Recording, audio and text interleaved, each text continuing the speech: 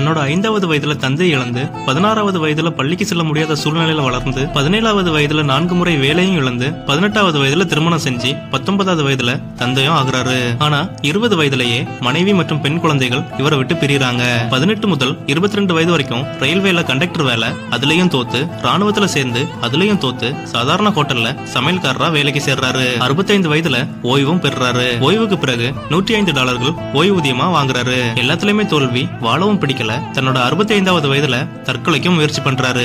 ஆனா அதுலயும் தோத்து போறாரு. அந்த நேரத்துல தான் கொஞ்சம் யோசிச்சு தன்னோட ஓய்வூதியத்துல இருந்து $87 எடுத்து சிக்கன் வாங்குறாரு. தன்னோட சமையல் திறமை வச்சு வித்தியாசமான ரசனையுடன் கூடிய சிக்கனை சமைச்சு கெண்டக்கி எனும் ஊரில் வீடு வீடா சென்று விற்கிறாரு. 65வது வயதுல தற்கொலைக்கு முயன்று இன்று தனது 88வது வயதுல உலகின் மூலைமெல்லாம் கடைகளை திறந்து இன்று உலகின் மிகப்பெரிய பணக்காரர்கள் பட்டியலில் இருக்கிற அவர்தான் Colonel Sanders, founder of Kentucky Fried Chicken KFC.